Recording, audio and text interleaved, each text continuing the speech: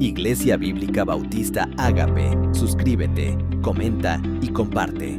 Ya casi terminamos el estudio de este libro de Primera de Corintios. Estamos hoy en la última parte del capítulo 15. Pues antes de entrar mucho en materia, dicen que hay unas secuencias y unos elementos que siempre siguen todas las buenas historias, implementan cuando están intentando crear una película o escribir una novela o un programa de televisión o algo. Siempre hay una secuencia, ciertas etapas. Primero hay una exposición, principalmente del personaje principal, establece la vida normal del protagonista, sus mayores deseos y por lo general culmina con un incidente que lo incita a esa persona. Y luego hay una acción ascendente. El protagonista persigue un nuevo objetivo, se pone a prueba en el camino y luego hay un clímax, o sea, ese héroe logra su objetivo o por lo menos eso lo cree. Y siempre las historias tienen una acción descendente, un reto, una prueba, un obstáculo. El héroe ahora debe lidiar con las consecuencias de lograr ese objetivo, con grandes obstáculos y conflictos que han surgido, y termina con resolución. O sea, la conclusión de una y la trama, los arcos de los personajes, los temas de la historia. Pues lo que vemos es ese patrón repetido una y otra vez en casi todas las buenas historias, y la Biblia es la mejor historia de todas. Cuenta sobre nuestra redención, nuestra salvación en Cristo Jesús, y desde el principio hasta el fin vemos diferentes personajes que sí siguen ese ritmo, ese ciclo de los elementos de una buena historia, pero sobre todo el arco completo, el panorama completo de la historia de nuestra redención tiene un reto muy grande. Y pues cuando Jesús estaba aquí en el mundo, se podría decir que es el clímax, o sea, ese mundo ideal que por fin llegó el Mesías, pero hubo un día en que todo eso se cayó por encima. ¿Qué fue? Cuando se murió en la cruz. Satanás pensaba que tenía la victoria. Había procurado obstruir o obstaculizar el plan de Dios desde el inicio, y ya por fin dice: te gané. Ganó la batalla ahí en la cruz, pero no ganó la guerra. Amén. Porque 3 días después Jesús resucitó. Y en nuestras vidas también la muerte parece una cosa anticlimática, que muchas veces vamos a los funerales hasta de seres queridos y lamentamos mucho la pérdida, pero nos duele profundamente pensando, bueno, este enemigo que es la muerte, ¿por qué el Señor ha permitido esto hasta ahora? Pero un día hay que saber que la muerte será muerta. La muerte ya no existirá más, y hay que ver con ansias ese día, hay que esperar lo que el Señor promete en su palabra. La muerte es el enemigo común de todos los y parece que ha ganado la ventaja, pero sabemos que así no terminan nuestras historias. Vamos a estar viendo 1 Corintios 15, desde el versículo 50 hasta el 58. Vean conmigo ahí lo que dice, donde quiera que estén. Voy a leer en voz alta y ustedes me siguen ahí con sus Biblias o ahí en el video. Dice: pero esto digo, hermanos, que la carne y la sangre no pueden heredar el reino de Dios. Y la corrupción hereda la incorrupción. Y aquí os digo un misterio: no todos dormiremos, pero todos seremos transformados. En un momento, en un abrir y cerrar de ojos, a la final trompeta, porque se tocará la trompeta y los muertos serán resucitados incorruptibles y nosotros seremos transformados. Porque es necesario que esto corruptible se vista de incorrupción y esto mortal se vista de inmortalidad. Y cuando esto corruptible se haya vestido de incorrupción y esto mortal se haya vestido de inmortalidad, entonces se cumplirá la palabra que está escrita: sorbida es la muerte en victoria. ¿Dónde está, oh muerte, tu aguijón? ¿Dónde, oh sepulcro, tu victoria? Ya que el aguijón de la muerte es el pecado y el poder del pecado la ley. Mas gracias sean dadas a Dios, que nos da la victoria por medio de nuestro Señor Jesucristo. Así que, hermanos míos amados, estad firmes y constantes, creciendo en la obra del Señor siempre, sabiendo que vuestro trabajo en el Señor no es en vano. Estamos viendo la conclusión victoriosa de esta sección sobre la resurrección, el capítulo más largo de todo Primera de Corintios, la sección más larga, y ahí habla sobre la victoria que nosotros tenemos sobre la muerte. Y hay que contemplar esa victoria, hay que vivir en esa victoria, aunque la muerte es un enemigo de todos. Para los que estamos en Cristo, sí hay victoria sobre la muerte. Vamos a orar y pedir que Dios nos ayude mientras exponemos un poco más a fondo este hermoso texto. Señor, gracias por todo lo que has hecho en nuestras vidas. Sobre todo, Señor, gracias por el Evangelio de Jesucristo. Que Jesús haya venido a vivir la vida que nosotros no podíamos vivir, que cumplió toda la ley, cumplió justicia, y luego se murió. Una muerte cruel en la cruz del Calvario, no porque alguien le haya quitado la vida, Él mismo la puso y la volvió a tomar. 3 días después resucitó en victoria, no solamente comprobando que sí, en verdad es el Mesías, el Cristo, el Hijo de Dios, el Salvador y Rey de Reyes y Señor de Señores, sino también dándonos una expectativa, una esperanza bienaventurada de nuestra propia resurrección futura. En Cristo, Señor, tenemos esa esperanza. Yo te pido que no perdamos de vista, que nos ayudes a no perder de vista la perspectiva de la resurrección futura, que hay victoria sobre la muerte. Y si hay alguien aquí hoy que aún no ha nacido de nuevo, que hoy sea el día que pueda reclamar esa esperanza, esa promesa tuya de la salvación, no solamente para el perdón de nuestros pecados, sino también la futura resurrección de los muertos y la vida eterna contigo, Señor. Qué hermosa historia es y qué hermosa salvación tenemos en el hermoso nombre de Jesucristo. Y en ese nombre te lo pido. Amén. Aquí en este texto vemos algunas cosas muy impactantes. Cuando hablamos sobre la victoria sobre la muerte, primeramente contemplamos nuestra transformación venidera. Nuestra transformación venidera. Los versículos 50 al 53 habla sobre eso. Dice en el 50 otra vez: pero esto digo, hermanos, que la carne y la sangre no pueden heredar el reino de Dios, ni la corrupción hereda la incorrupción. No podemos vivir por siempre en este cuerpo mortal. Hablamos mucho sobre esto hace 8 días. Fue el tema del estudio de toda la sección pasada. Y este versículo vuelve a reiterar lo que se habló hace 8 días en estos versículos anteriores. Pero no podemos vivir para siempre así como estamos. Así como uno no puede vivir en el fondo del mar, en este cuerpo mortal, porque el cuerpo no está hecho para ese ambiente, ni podemos salir al espacio como estamos, porque no somos hechos para ese entorno. Nosotros no podemos vivir eternamente en este cuerpo corrupto, en este cuerpo pecaminoso. Como vimos en ese pasaje, este cuerpo está corrompido, requiere una transformación. Así como los pecadores no heredan el reino de Dios, tampoco puede este cuerpo entrar así como es.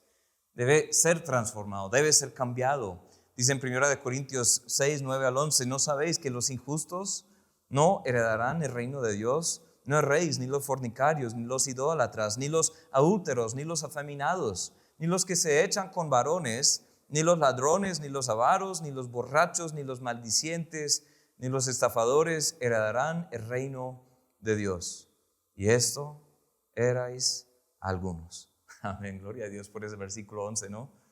Esto erais algunos, mas ya habéis sido lavados, ya habéis sido santificados, ya habéis sido justificados en el nombre del Señor Jesús por el Espíritu de nuestro Dios. Hay cosas que ya sucedieron, ya hemos sido justificados, ya hemos sido lavados, ya hemos sido santificados, pero un día seremos también transformados. Amén. Porque aunque nuestro espíritu ha sido vivificado y ahora tenemos vida, tenemos esperanza, este cuerpo no puede entrar así como es. Este cuerpo no puede entrar, pero un día seremos transformados. Amén. Un día seremos transformados. Solo en Cristo experimentamos esa necesaria transformación eterna y trascendental. La muerte solo es un tiempo de pasar la página, es un tiempo de transición, es un tiempo de cambio. La muerte no es el fin. Para los que estamos en Cristo, el que duerme en Cristo, es decir, el que se muere en Cristo, tiene esa esperanza y nosotros tenemos esa esperanza. Pero ahí en el versículo 51 dice: he aquí os digo un misterio, no todos dormiremos, pero todos seremos transformados. No todos dormiremos, pero todos seremos transformados. Dormir en este contexto es morir habiendo creído en Cristo. Siempre se usa en ese contexto para los creyentes. No habla de los que se murieron sin Cristo, habla de los que se mueren en Cristo. En este mismo capítulo, el versículo 6 lo menciona, dice, después apareció a más de 500 hermanos a la vez, de los cuales muchos viven aún y otros ya duermen. Otros ya duermen, es decir, ya fallecieron, pero habiendo creído el Evangelio. El versículo 18 también dice, entonces también los que durmieron en Cristo perecieron. Si Cristo no resucitó, tampoco hay esperanza para los que ya fallecieron habiendo creído el Evangelio. Versículo 20, mas ahora Cristo ha resucitado de los muertos, primicias de los que durmieron es hecho. Es decir, que uno se muere habiendo creído. Es fácil confundirnos con este lenguaje, pero el Señor enseña un gran principio. El Señor enseña un gran principio. Cuando uno se duerme bien, ¿cuánto dura la noche? Nada. Si uno duerme mal, esas noches son largas. ¿Y cuántos de ustedes han tenido noches largas? Yo sí. Hay momentos en que yo tengo tanta carga aquí en la cabeza y tantos planes y tantos quehaceres y estoy pensando en los sermones de dentro de 3 meses y estoy bosquejando el sermón y contemplando todo. Estoy pensando en lo que necesito hacer al otro día o cómo lidiar con ese problema, cómo aconsejar a esa persona, cómo hacer esto y lo otro. Y estoy pensando en cómo voy a reunir una necesidad y por pensar mucho, yo no duermo a veces. Es malo, ¿no? Porque si uno no duerme, afecta la salud, afecta toda la salud. No solamente la parte psicológica, sino también la parte física. Uno se enferma cuando no duerme bien. Pero esas noches que uno duerme bien, se acuesta sobre la almohada y ¡pum! Ya madrugó. Ya salió el sol. Esas noches son buenas. Amén. El mejor sueño pasa como nada. Y cuando uno se muere en Cristo, abre los ojos y ya está con Él. Es como inmediatamente. Está ausente el cuerpo ya con el Señor. Pero qué gran principio esto, porque es simplemente un espacio de tiempo. Uno se muere en Cristo, es como duerme, pero resucitará, se despertará. Jesús enseñó esto con una muestra del mundo real, visible, para que los discípulos conocieran cómo será la resurrección de los muertos final. En Juan 11 tenemos toda la historia de la resurrección de Lázaro. Algunos que usan esta historia para hablar sobre cómo es nuestra salvación, pero esta historia no tiene que ver con la salvación. Esta historia, y el Señor Jesús lo dice, tiene que ver solamente con nuestra resurrección, la resurrección de los que ya creyeron. Y la historia dice una y otra vez que de eso se trata la historia de Lázaro. Pero dice en Juan 11, ya habían escuchado, Lázaro está enfermo, ese hombre a quien tú amas está enfermo, ven y ayúdanos. El Señor dijo a los discípulos, bueno, vamos a esperar otros 2 días y luego sí. Y luego dice en Juan 11:11, dicho esto, les dijo después, nuestro amigo Lázaro duerme, nos voy a despertarle. Dijeron entonces sus discípulos, Señor, si duerme, sanará. Solo que necesita que descanse. Pero Jesús decía esto de la muerte de Lázaro. Ellos pensaron que hablaba de reposar del sueño. Entonces Jesús les dijo claramente, Lázaro ha muerto. Y me alegro por vosotros de no haber estado ahí para que creáis. Mas vamos a él. Él llega ahí y ya Lázaro había estado muerto por 4 días cuando llega Jesús. Y Marta, la hermana de Lázaro, una amiga también de Jesús, dice, Señor, si hubieses estado aquí, mi hermano no habría muerto. ¿Cuántos de ustedes se han sentido así en algún momento? Señor, ¿dónde estás? ¿Dónde estabas, Señor, cuando te necesitaba más? No hubiera pasado por esta situación sino si hubieses estado aquí. Y Marta dijo, pero yo sé lo que tú digas va a pasar. Yo sé que puedes hacer algo por ahí. Juan 11:23, Jesús le dijo, tu hermano resucitará. Marta le dijo, yo sé que resucitará en la resurrección en el día postrero. También esta resurrección se habló en el Antiguo Testamento. Especialmente en Daniel capítulo 2 se habla sobre la resurrección. Le dijo a Jesús, yo soy la resurrección y la vida. El que cree en mí, escuchen bien lo que dice, aunque esté muerto, vivirá. Y todo aquel que vive y cree en mí, no morirá eternamente. ¿Crees esto? es la pregunta clave para todos nosotros, saber que Jesús es la resurrección y la vida. Y aunque pasemos por la muerte física, no moriremos eternamente habiendo creído en el Señor. ¿Has creído? ¿Has creído? ¿Tienes esa esperanza en ti? Pues ahí más adelante, cuando también habla con María, también ve la incredulidad de los judíos, hasta de los mismos discípulos. El Señor ora al Señor. Y luego dice en Juan 11:43, habiendo dicho esto, clamó a gran voz, Lázaro, ven fuera. Y el que había muerto salió, atadas las manos y los pies con vendas y el rostro envuelto en un sudario. Jesús le dijo, desatadle y dejadle ir. Entonces muchos de los judíos que habían venido para acompañar a María y vieron lo que hizo Jesús, creyeron en él. ¿Qué dijo Jesús? Solamente, Lázaro, ven fuera. Él le llamó por nombre. ¿Saben qué, hermanos? Un día nos llamará también por nombre. Amén. Nos va a llamar por nombre y cuando nos llama, ¡pum!, saldremos. Yo no creo que saldremos así, vendadas las manos y los pies. Ya 4 días después, decía María, bueno, ya en este punto, ya. Eso apesta. Ya 4 días después, no es un juego. Quitaron la piedra, el Señor le llama y ahí sale. Me asombra que sale ahí y ahí nos pinta el escenario como era. Atadas las manos y los pies. ¿Cómo sale alguien que si están atados los pies y hay algo sobre la cara, entonces no puede ver tampoco? Entonces ahí ustedes pueden imaginar ahí jugando a conejo, ahí saltando. ¿Qué pasó?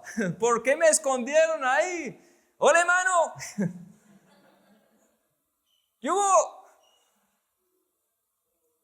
Pero qué imagen de nuestro día futuro. Lázaro volvió a morir, pero nosotros no volveremos a morir. Amén. Por eso Lázaro, aunque fue resucitado, entre otros también, la hija de uno, el hijo de otro y otras personas en la Biblia fueron resucitados, pero volvieron a morir. Jesús, en contraste, fue resucitado y ya no vuelve a morir. Amén. Por eso dice que es primicia de los que durmieron, es el primero de su género, de su tipo. Entonces nuestra esperanza va más allá de esta vida terrenal. Para el creyente la muerte es solo dormir. Un día Él nos llamará y nos transformará a todos. No todos dormiremos, ahí dice, pero todos seremos transformados. ¿Qué quiere decir? Que no todos dormiremos. Todos seremos transformados al son de esa trompeta final. Y ahí dice otra vez el versículo 52 y 53, en un momento, en un abrir y cerrar de ojos, a la final trompeta, porque se tocará la trompeta y los muertos serán resucitados incorruptibles y nosotros seremos transformados. Curioso que hable sobre los muertos y nosotros, porque es necesario que esto corruptible se vista de incorrupción y esto mortal se vista de inmortalidad. Aquí vemos la resurrección de los muertos y lo que algunos llaman el arrebatamiento de los vivos. Los que quedan vivos hasta ese momento. Uno dice, no, pastor, ¿usted cree en el rapto? Pues la palabra rapto no aparece en la Biblia, pero es la palabra que sale del latín nomás, raptas, para lo que se traduce arrebatamiento. Es la misma palabra. Entonces, el rapto no está en la palabra en nuestra traducción, pero arrebatamiento sí. Uno dice, pero pastor, ¿usted cree en eso? La Biblia lo enseña, y yo lo creo. Si uno mira, ahí todo tiene una explicación muy clara de lo que va a pasar. Es clave para entender este texto también considerar 1 Tesalonicenses 4:13. También habla del mismo tema. Dice, tampoco queremos, hermanos, que ignoréis acerca de los que duermen, para que no os entristezcáis como los otros que no tienen esperanza. El mismo tema, los que duermen en Cristo, los que se murieron habiendo creído, hay esperanza para ellos. Dice en el 14, porque si creemos que Jesús murió y resucitó, así también traerá Dios con Jesús a los que durmieron en Él. Por lo cual os decimos esto en palabra del Señor, que nosotros que vivimos, que habremos quedado hasta la venida del Señor, no precederemos a los que durmieron, porque el Señor mismo, con voz de mando, con voz de arcángel, con trompeta de Dios, descenderá del cielo y los muertos en Cristo resucitarán primero. Luego nosotros los que vivimos, los que hayamos quedado, seremos arrebatados juntamente con ellos en las nubes para recibir al Señor en el aire y así estaremos siempre con el Señor. Por tanto, alentados los unos a los otros con estas palabras. ¡Qué promesa! ¡Qué esperanza hay para los que estamos en Cristo! Bien sea que pasamos por la muerte o pasamos por el aire nomás, vamos a estar con el Señor para siempre. ¿Tienes esa esperanza? Tanto aquellos que murieron antes de la segunda venida de Jesús como aquellos que aún estén vivos en ese momento, recibiremos nuestros cuerpos divinamente hechos a medida, nuevos, glorificados, inmortales, eternos, resucitados. La escatología debería generar esperanza y confianza para el creyente, no temor, ni susto. Cuando estudiamos sobre los días venideros, no debería asustarnos. A los que están sin Cristo, sí. A los que se rebelan contra Dios, sí. A los que dicen no, sí deberían asustarse. Pero los que estamos en Cristo, dice, alentados los unos a los otros con estas palabras. Es una palabra de ánimo, de consuelo. Con nuestros nuevos cuerpos, el Señor nos hace aptos para morar con Él eternamente. Y qué gloriosa promesa. Entonces vemos, hermanos, nuestra transformación venidera, tanto para los que pasan por la tumba, los que pasan por el aire, nuestra transformación venidera. Número 2, nuestro triunfo victorioso.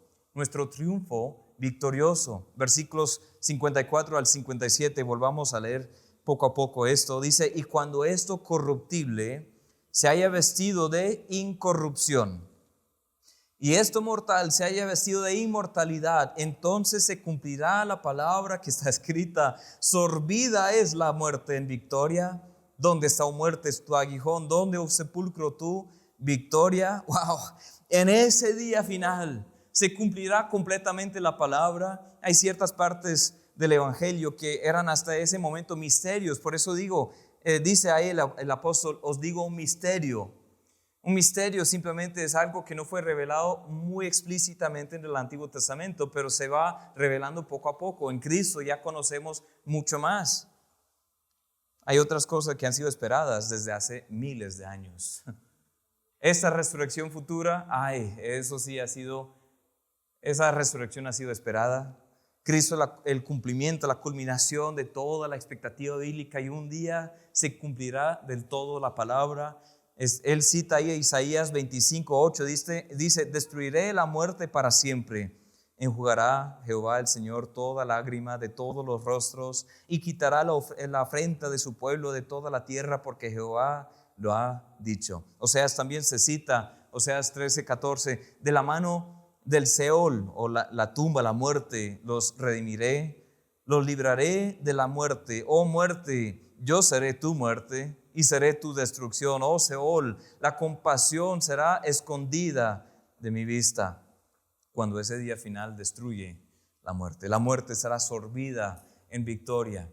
Parece que la muerte gana la ventaja en nuestras vidas. Cuando se muere un ser querido es difícil para nosotros.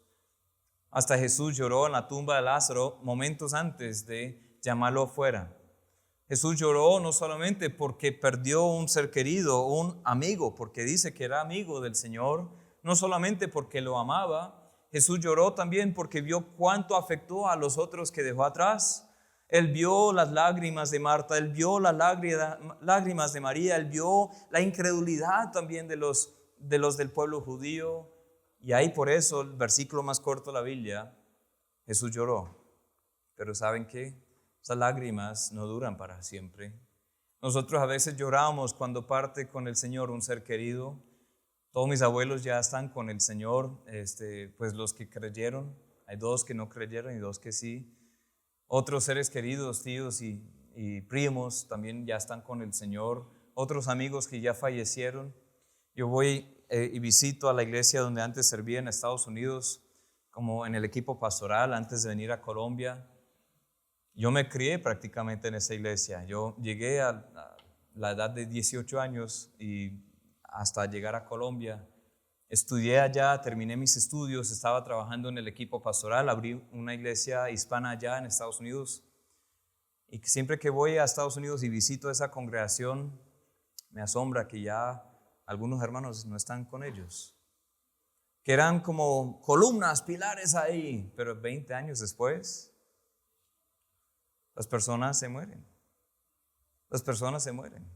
No va y visita familiares y ve la decadencia del cuerpo mortal y ve que la muerte parece ganar la ventaja, pero un día la muerte será sorbida en victoria. Amén. No es el fin de la historia. Gracias a Cristo, la muerte, dice en el versículo 56, ya no tiene aguijón. ¿Dónde, oh muerte, tu aguijón? ¿Dónde, oh sepulcro, tu victoria? Que el aguijón de la muerte es el pecado. ¿De qué se refiere aquí el aguijón de la muerte? Es el pecado. Los que saben de los insectos saben que hay una criatura que se llama una abeja. La abeja es diferente a la avispa. Una avispa tiene también aguijón, pero la avispa pica y pica y pica y pica y pues a todos, por eso no me gustan las avispas. Pero una abeja es diferente. También tiene aguijón, pero solo es para defensa propia. El aguijón de una abeja, cuando se implanta en la piel de una persona o un animal en defensa, ya no tiene aguijón porque se deja atrás el aguijón. Y puede que vuele, puede que vaya a otra parte, puede que llegue a la piel de otra persona, pero esa persona no tiene que temer porque esa abeja no tiene aguijón. Puede que dure un poco más de tiempo, pero tarde o temprano esa abeja también va a morir.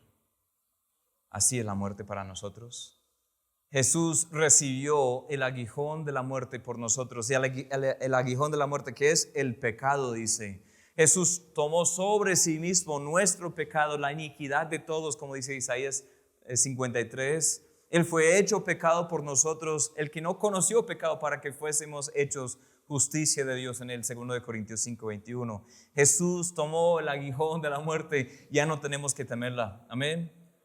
Ya no tenemos que temerla. Cristo pasó por medio de la muerte para poder llevarnos al otro lado de la muerte. Dice en Hebreos 2:9, pero vemos a aquel que fue hecho un poco menor que los ángeles, a Jesús. ¿Por qué fue hecho menor? Porque recibió un cuerpo humano que podría sufrir. Los ángeles no tienen ese cuerpo que puede sufrir, pero recibió ese cuerpo coronado también de gloria, de honra, a causa del padecimiento de la muerte, para que por la gracia de Dios gustase la muerte por todos. Hebreos 2:14 también dice, así que por cuanto los hijos participaron de carne y sangre, Él también participó de lo mismo, para destruir por medio de la muerte al que tiene el imperio de la muerte, esto es, al diablo, y librar a todos los que por el temor de la muerte estaban durante toda la vida sujetos a servidumbre. Él vino a sufrir la muerte para librarnos de la muerte. Amén.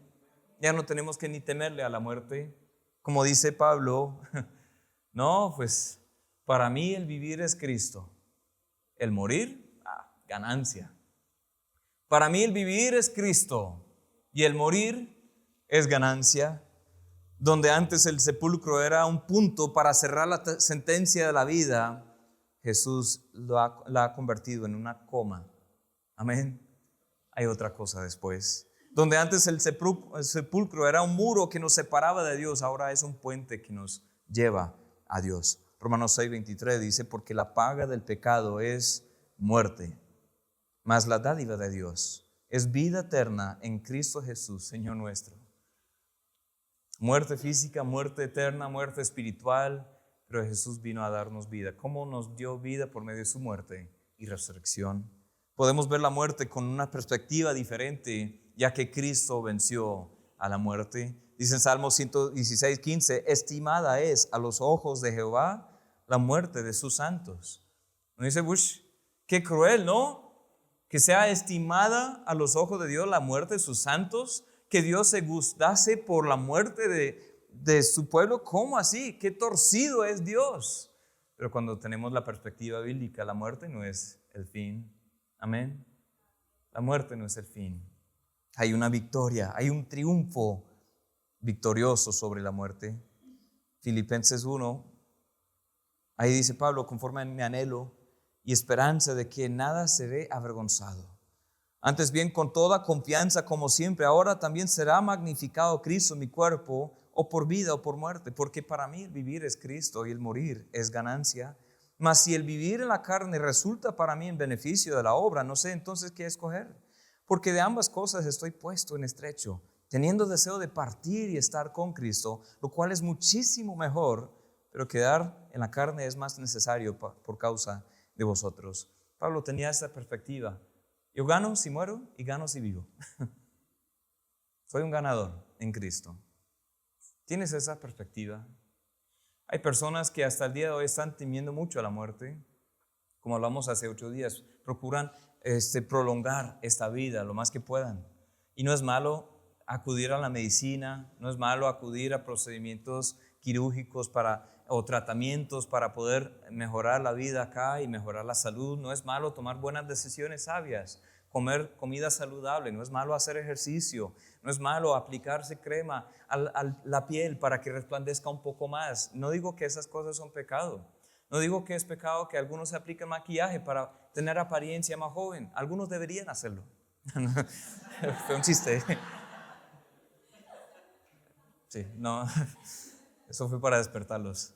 No digo que esas cosas son malas o pecaminosas, pero ¿saben qué? Este cuerpo un día va a morir. Y cuando se muere, no tenemos que temerle a la muerte. Cuando ya estamos viejos y estamos a la vuelta de la tumba, no tenemos que temer ese próximo paso. Si surge un accidente o una emergencia médica y estamos en riesgo de perder la vida, debemos estar en paz. El salmista dijo, aunque ande por valle de sombra de muerte, no temeré mal alguno, porque tú estás conmigo, tu vara y tu callado me dan aliento, me ayudan, me confortan, me consuelan. Yo sé, Señor, que aunque esté al punto de morir, voy a ganar. ¿Por qué? Estás conmigo y estaré contigo por siempre. Gracias a Cristo, el pecado ya no tiene poder. Dice en el versículo 56, ya que el aguijón de la muerte es el pecado y el poder del pecado, la ley.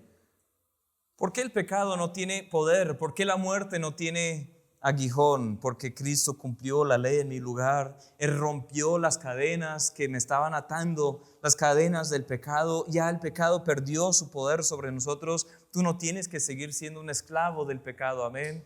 Tú puedes vivir libremente en Cristo. Romanos 6 dice, quisiera leer un texto un poco más largo porque tiene que ver mucho con esto. Romanos 6, 3 al 14 dice, ¿o no sabéis que todos los que hemos sido bautizados en Cristo Jesús, hemos sido bautizados en su muerte?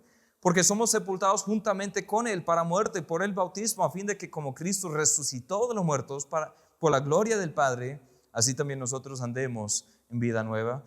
De ahí sacamos la frase que decimos siempre cuando bautizamos a alguien, que es un testimonio público de una fe privada, es algo externo, una palabra externa de algo que ya ha ocurrido internamente, pero decimos sepultados con Él en su muerte y resucitado para andar en vida nueva. Eso simboliza el bautismo. Entonces dice en el 5, porque si fuimos plantados juntamente con Él en la semejanza de su muerte, así también lo seremos en la de su resurrección. Lo que hablamos hace 8 días. Sabiendo esto, que nuestro viejo hombre fue crucificado juntamente con Él para que el cuerpo del pecado sea destruido, a fin de que nos sirvamos más al pecado. Porque el que ha muerto ha sido justificado del pecado, y si morimos con Cristo, creemos que también viviremos con Él, sabiendo que Cristo, habiendo resucitado a los muertos, ya no muere. La muerte no se enseñorea más de Él, porque en cuanto murió al pecado, murió una vez por todas, mas en cuanto vive, para Dios vive. Así también vosotros, considerados muertos al pecado, pero vivos para Dios en Cristo Jesús, Señor nuestro. No reine pues el pecado en vuestro cuerpo mortal, de modo que lo obedezcáis en sus concupiscencias, ni tampoco presentéis vuestros miembros al pecado como instrumentos de iniquidad, sino presentaos vosotros mismos a Dios como vivos de entre los muertos, vuestros miembros a Dios como instrumentos de justicia, porque el pecado ya no se enseñoreará de vosotros, pues no estáis bajo la ley, sino bajo la gracia. Lo que está diciendo aquí, un día final, en ese día final, ya no tenemos que temer el pecado, no tenemos que temer la muerte. Jesús ya se encargó de eso por nosotros. Pero eso implica que hoy también podemos vivir sin temor. Hoy también podemos vivir en victoria sobre la muerte. Hoy podemos vivir en victoria sobre el pecado. Hoy no tenemos que someternos al pecado como un amo. Nosotros no somos esclavos. Cristo ya rompió las cadenas, amén. Tenemos victoria sobre la muerte, tenemos victoria sobre el pecado solo en Cristo. Versículo 57 dice, mas gracias sean dadas a Dios, que nos da la victoria por medio de nuestro Señor Jesucristo. Tú no vas a lograr esa victoria en otra forma. Tú no vas a lograr esa victoria solo asistiendo a una iglesia o perteneciendo a una familia cristiana o haciendo buenas cosas de justicia. No vas a lograr esa victoria en ti mismo. No vas a lograr esa victoria viéndote en el espejo todos los días y diciendo tú eres un campeón. No. Solo puedes lograr la victoria en Cristo Jesús. Porque solo Cristo pudo cancelar la deuda. Solo Cristo gustó la muerte por nosotros. Solo Cristo promete vida por medio de su vida. Amén. Hemos considerado nuestra transformación venidera. También hemos considerado nuestro triunfo victorioso. Número 3 y lo último, nuestro trabajo no es en vano. Nuestro trabajo no es en vano. El versículo 58 dice, así que hermanos míos amados, estad ¿qué? Firmes y constantes, creciendo en la obra del Señor siempre, sabiendo que vuestro trabajo en el Señor no es en vano. No nos cansemos de hacer el bien, hermanos. Cuando contemplamos el Evangelio, especialmente el hecho de que nuestro Cristo ha resucitado y Él no está en la tumba, Él vive para siempre y viviremos con Él para siempre. Cuando entendemos esto y meditamos en esto, nos impulsa a trabajar por Él, nos impulsa a no cansarnos. Hay muchos que están cansados en el mundo porque han descubierto que el mundo no satisface. Buscan su identidad en las cosas perecederas, buscan su sentido de vida en el dinero, en una pareja, en los hijos, en los padres, en los amigos, en el trabajo. Buscan su sentido de vida en el deporte, en el pasatiempo, en las drogas, los vicios. Y esas cosas nunca satisfacen. Pero muchos también se cansan en la obra de Dios. Y Dios satisface. La salvación de Dios cumple nuestras expectativas y más. Dios hace en nosotros y a través de nosotros y por nosotros mucho más abundantemente de lo que pedimos o entendemos. Entonces, ¿por qué nos cansamos? Puede que estamos haciendo la obra de Dios con el motivo incorrecto. Puede que nuestro corazón se ha desviado del primer amor. Puede que no estemos enfocados en Cristo, sino en algo o en alguien más. Puede que simplemente hemos descuidado nuestro caminar con Él. Si es posible que los creyentes se desanimen, se cansen a la obra. Por eso dice Pablo, así que hermanos míos amados, estad firmes y constantes creciendo en la obra del Señor. No se cansen, no se cansen. ¿Por qué tuvo que decirlo? Porque es la tendencia humana de cansarnos. Y hermanos, yo no sé de dónde estás tú hoy. Es posible que tú tengas un ministerio, un papel, un llamado de Dios. No te canses en la obra, amén. No te canses. Puede que Dios te haya dado una responsabilidad y otros dependen de ti, pero no lo hagas solamente para cumplir la expectativa de otros. Fija la mirada en Cristo y no te canses. No te canses. Contempla el hermoso evangelio, el glorioso evangelio de Cristo y no te canses en la obra. En el contexto de la defensa de la resurrección, el apóstol Pablo aquí da una conclusión. No tenemos que rendirnos en la obra, podemos seguir adelante. Y ahí dice algunas frases impactantes. Dice, estemos firmes y constantes. Estemos firmes y constantes. ¿Firmes en qué? Esa firmeza en lo que creemos, esa firmeza en quienes somos y esa firmeza en lo que hacemos. Las tres partes son importantes. Son como tres patas de un butaco. Firmeza en lo que creemos, firmeza en lo que somos y firmeza en lo que hacemos. Si ya no somos firmes en un punto de esos tres, vamos a caer. Si nos falta un poco de firmeza buscando identidad en otras cosas, en quienes somos, no como hijos de Dios, sino ahora como del mundo otra vez, se va a caer ese butaco. O en lo que creemos o lo que hacemos también.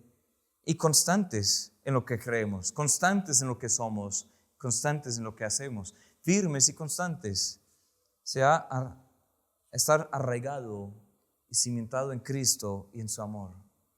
Meditar todos los días en Él. El teólogo antiguo dijo, predícate a ti mismo el Evangelio todos los días. Hay veces que nosotros pensamos, no, el Evangelio es para los que no creen. Yo ya creo, ya llevo 1 año, 10 años, ya llevo 50 años de creyente. ¿Por qué necesito escuchar otra vez el Evangelio? Hermanos, porque el Evangelio es clave de todo. El Evangelio es necesario escucharlo una y otra vez, porque en ese Evangelio podemos estar firmes y constantes. Podemos saber qué creemos, quiénes somos y qué debemos hacer. Dicta todo. Hay personas que comienzan bien, pero luego buscan perfeccionarse por medio de la carne. Como dice, eso pasó en el libro de Gálatas. Con los Gálatas, creyeron por gracia, por medio de la fe, pero querían terminar la obra en su carne. Aquí, 1 Corintios 15, Pablo reitera desde el principio, os declaro nuevamente el Evangelio, que creyeron, si no creyeron en vano. El Evangelio es importante para todos los creyentes, hermanos. El creyente no debe ser ligero en sus decisiones, ni descuidado en sus deberes, ni irresponsable en sus obligaciones. Deberíamos ser firmes y constantes. Y ahí dice también en versículo 58 que estemos creciendo siempre en la obra. Creciendo en la obra del Señor siempre. Creciendo. Hay personas que han logrado cierto nivel de madurez, pero se han estancado. ¿Cierto?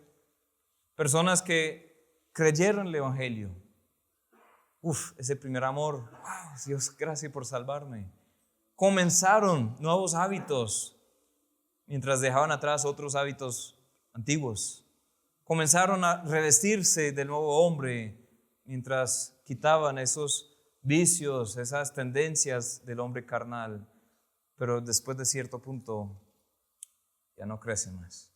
Al inicio estaban compartiendo con personas por todas partes todo lo que el Señor ha hecho en sus vidas. Han subido a buses y han salido a los parques, han hablado por mensaje de texto, por llamadas, por visitas con amigos y seres queridos y amados, familiares y compañeros en el trabajo. No podían callarse por el amor al Señor. Y ahora han pasado años desde la última vez que compartieron. El reto aquí, el desafío no solo es estar firme y constante, sino crecer también en la obra. Debemos crecer en nuestra comunión con Dios. Hoy debe ser más dulce para nosotros que nunca. Amén. Debemos crecer en nuestro conocimiento de la palabra. Muchos nuevos creyentes comienzan a leer y dicen, yo no entiendo la mayor parte, pero wow, qué hermoso es esto. Y después no vuelven a tocar la Biblia, sino los domingos para aportarla a la iglesia, y muchas veces ni eso. Ahí está en la repisa, ahí está en la iglesia, en la casa abierta, con páginas que tienen un color distinto si uno la pasa. ¿Por qué? No se toca. Crezcamos en nuestro conocimiento de la palabra, crezcamos en nuestro carácter privado, la integridad, crezcamos en nuestro compañerismo con los hermanos, los creyentes, crezcamos en nuestro cuidado los unos de los otros, crezcamos en nuestra compasión hacia los demás, crezcamos en nuestro comportamiento en el mundo, crezcamos en nuestro compromiso en la obra, crezcamos en nuestra capacidad para la tarea, crezcamos con nuestro corazón para con el Señor. Crezcamos, hermanos. ¿Qué pasa cuando alguien no crece? El que no crece ve la vida cristiana como una monotonía y su mala actitud contagia a otros. El que no crece juzga y critica a los demás, pero no puede ver su propio error. El que no crece no puede ayudar a otros en su caminar cristiano, antes será piedra de tropiezo para ellos. El que no crece realmente no solo está estacionario, se vuelve atrás. Imagínense una carrera de atletas. Ese atletismo es algo curioso, la gente se aplica mucho en eso, ¿no? Pero imagínate una persona que dice, no, pues más bien me voy a acostar aquí. Y hay 10, 20 personas que están ahí en una pista de carreras, cada una en su carril, y la persona dice, no, pues más bien me voy a acostar aquí. Estoy cómodo, he avanzado mucho. Las personas hacen su vuelta. ¿Y qué pasa? Tienen que saltar a esa persona. ¿Qué pasa si esa persona dice, no, pues también voy hacia atrás?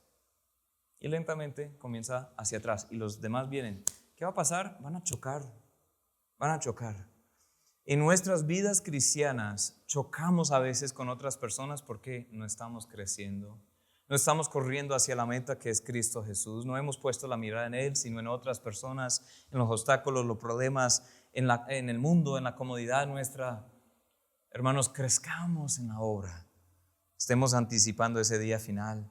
Ahí dice el 58, así que hermanos míos amados, estad firmes y constantes, creciendo en la obra del Señor siempre, sabiendo que vuestro trabajo en el Señor no es en vano.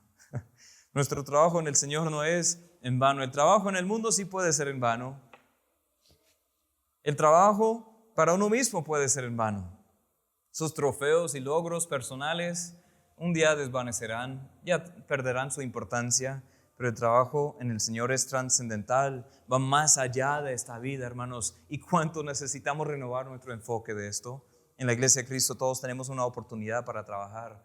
No mendigues las bendiciones de Dios en tu vida. Dios te ha dado dones, úsalos para Él, úsalos para el bien de otros. Dios promueve y cuida a los que trabajan en su viña. Dice en Hebreos 6 que Él no es injusto para olvidar vuestro trabajo de amor que habéis prestado a los santos y hacéis aún. Él no es injusto para olvidar eso. Él toma buen récord de todo lo que has hecho y hay una recompensa. Existe una recompensa para los que son fieles en la obra. No es una corona corruptible, sino incorruptible. No es algo pasajero, sino algo eterno. No es algo vano y vacío, sino tangible y real.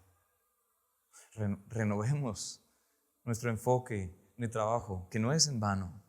Puede que te canses en el trabajo del Señor, pero nunca te canses del trabajo del Señor. Hay una diferencia muy grande.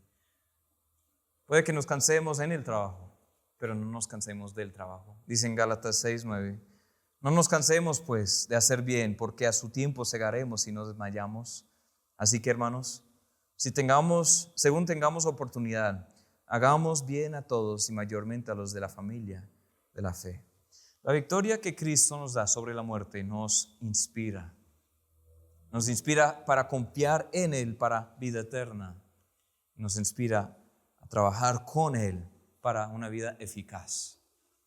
Confiar en Él para vida eterna y trabajar con Él para una vida eficaz. ¿Has descubierto esa vida? ¿Tienes esa vida de verdad? Si te murieras hoy, ¿dónde pasarías la eternidad? ¿Tienes confianza? ¿Tienes confianza? ¿Dónde será tu destino final? Tú dices, pastor, yo no sé dónde voy a pasar la eternidad. ¿Se acuerdan del texto que leímos casi al inicio del culto? Dice Jesús en Juan 5:24, de cierto, os digo, el que oye mi palabra y cree al que me envió, tiene vida eterna. Y no perecerá jamás. No vendrá a condenación, mas ha pasado a muerte, de muerte a vida. No vendrá a condenación. ¿Cuál es la clave ahí? Oír y creer. Dices, pastor, no puede ser así de sencillo. Debería ser un poco más complicado. Debería asistir a la iglesia por lo menos, no sé, 1 año, 5 años. Debería bautizarme, debería hacer buenas obras, debería leer toda la Biblia primero. No hay un test, un examen para ver si tengo suficiente conocimiento para pasar el test. Pastor, no hay una serie de reglas que debo seguir para que tenga algo de garantía de esa salvación. Si tú dependes en ti, vas para el infierno. Lo digo claramente. Si tú tienes 1 miligramo de confianza en ti mismo y no solamente en Cristo, no tienes la vida eterna. Pero el que se abandona en manos de Él está en buenas manos. Amén. El que cree puede saber que Dios cumple su palabra. Estás aquí hoy y no has tenido esa certeza de vida. No sabes qué va a pasar después de esta vida cuando llegues a la muerte. Si ahí te quedas en el cementerio o en el cenicero. O sea, ahí te quedas y hasta ahí llegó. Así dicen muchos hoy en día que dicen, no, pues no hay nada. Pero algo en nosotros arde diciendo que sí, hay algo más allá. La eternidad está escrita en el corazón humano, dice en Eclesiastés. Dios puso ese deseo en ti. Dios te dio evidencias. Dios te dio una revelación explícita para que le conozcas a Él. Y solamente llegas a la vida a través de Cristo. ¿Estás dispuesto a creer? ¿Estás dispuesto a arrepentirte y depositar tu fe en Cristo? Es el día. No esperes más. Segundo de Pedro 3:9 dice: el Señor no retarda su promesa, según algunos la tienen por tardanza, sino que es paciente para con nosotros, no queriendo que ninguno perezca, sino que todos procedan al arrepentimiento. Él no quiere que tú perezcas. Quiere que tú vengas al arrepentimiento. No esperes más. Ahí en segundo de Pedro dice en el siguiente versículo: pero el día del Señor sí vendrá. Tarde o temprano llegará ese día final. En Hebreos dice: está establecido para el hombre que muera una sola vez, y después de esto, el juicio. ¿Estás listo? ¿Estás preparado? Y ahora los que hemos creído, renovemos nuestro asombro del Evangelio, renovemos nuestra esperanza bienaventurada, sabiendo que el Señor siempre cumple su promesa, y ya que el Señor vive, viviremos.